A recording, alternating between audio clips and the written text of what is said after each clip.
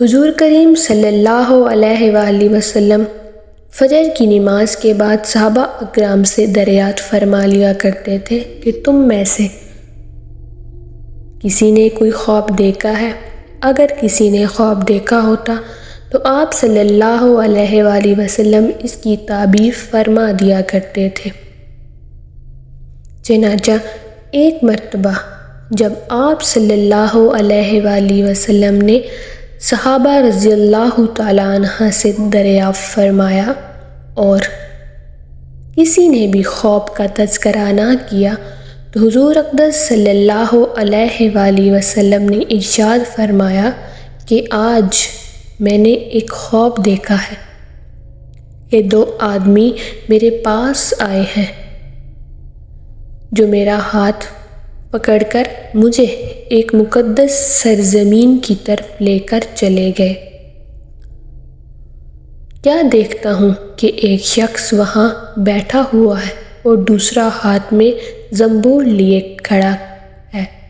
اس کے بیٹھے ہوئے شخص کے گلے چیر رہا ہے اور جب ایک کلا گدی تک چیر جاتا ہے تو دوسرا کلا کے ساتھ بھی یہی معاملہ کرتا ہے۔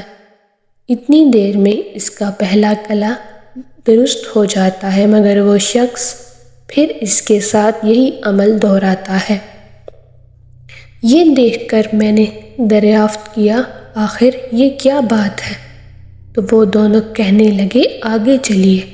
ہم آگے چلے تو ایک ایسے شخص کے پاس سے گزر ہوا جو لیٹا ہوا ہے اور دوسرا اپنے ہاتھ میں ایک بھاری پتھر لیے اس لیٹے ہوئے کے سر کو نہایت بے دردی سے کچل رہا ہے۔ چنانچہ جب وہ شخص اس کے سر پر زور سے پتھر مارتا ہے تو پتھر لڑک کر دوسری جانب چلا جاتا ہے اور وہ شخص بھی اس پتھر کو لانے میں نہیں پاتا کہ اس کا سر پھر درست ہو جاتا ہے اور پھر وہ اسی طرح اس کا سر پھوڑتا رہتا ہے۔ یہ ماجرا دیکھ کر میں نے دریافت کیا کہ یہ کیا قصہ ہے؟ تو وہ آدمی کہنے لگے آگے چلیے۔ جب آگے چل کر ہم ایسے غار پہ پہنچے جو تندور کی طرح اندر سے کشادہ تھا اور اوپر سے تنگ، جس میں آگ دہک رہی تھی اور بہت سے مرد اور عورت اس میں پڑے تھے۔ جب آگ کے شعلے بلند ہوتے تھے تو وہ سب اوپر اٹھتے اور نکلنے کے قریب ہو جاتے اور جب آگ نیچے بیٹھتی تو اس کے ساتھ نیچے چلے جاتے تھے۔ یہ دیکھ کر میں نے معلوم کیا کہ یہ کیا معاملہ ہے تو کہنے لگے کہ آگے چلیے۔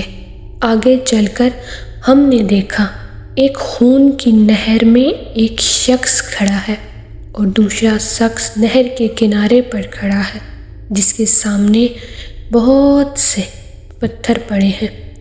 جس وقت اندر والا شخص نہر کے کنارے کی طرف آتا اور نکلنا چاہتا تو کنارے والا شخص زور سے اس کے منہ پر پتھر مارتا اور وہ پھر اسی جگہ واپس پہنچ جاتا اور پھر جب وہ دوبارہ باہر نکلنے کی کوشش کرتا تو پھر اس کو اسی جگہ پر دوبارہ پہنچا دیتا۔ اس حال کو بھی میں نے معلوم کرنا چاہا تو وہ دونوں کہنے لگے کہ آگے چلیے۔ درخت کے نیچے ایک بوڑھا آدمی اور بہت سے بچے بیٹھے ہیں۔ اسی درخت کے قریب ایک اور شخص بیٹھا ہوا ہے جس کے سامنے آگ جل رہی ہے جس کو وہ مزید بھڑکا رہا ہے۔ پھر وہ دونوں مجھے اس درخت پر چڑھا لے گئے جس کے درمیان میں ایک خوبصورت مکان تھا۔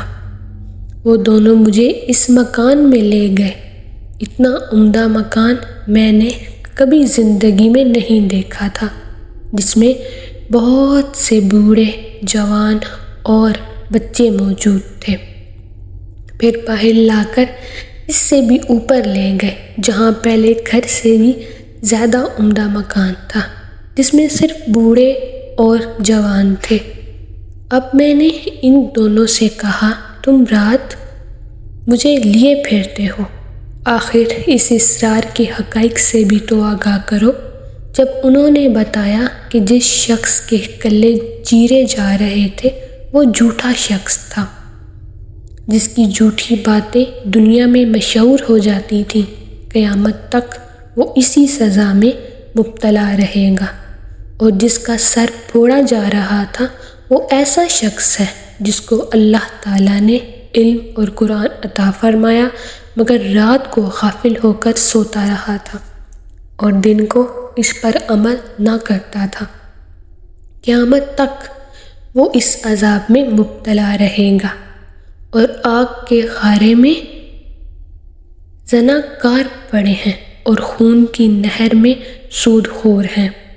پھر انہوں نے بتایا کہ ہاں وہ بڑے میاں جو سرسبز درخت کے نیچے بیٹھے تھے وہ حضرت ابراہیم علیہ السلام ہے، ان کے گرد لوگوں کو نابالغ اولاد، اور اسی درخت کے قریب جو آگ دھونکنے والا شخص جو آپ نے دیکھا تھا وہ مالک دروغہ دوزخ ہے، اور درخت کے اوپر والا وہ پہلا گھر جس میں آپ داخل ہوئے تھے عام مسلمانوں کا گھر ہے، اور دوسرا شہیدوں کا ہے۔ پھر فرمانے لگے ہم دونوں آدمیوں میں سے، میں جبرائیل ہوں اور یہ مکائیل ہیں۔ اس کے بعد کہنے لگے ذرا سر اوپر اٹھائیے۔ میں نے سر اٹھا کر دیکھا تو میرے اوپر سفید بادل مجھے نظر آیا۔ وہ کہنے لگے یہ آپ کا گھر ہے۔ اس پر میں نے کہا تو مجھے چھوڑ، میں اپنے گھر میں داخل ہو جاؤں۔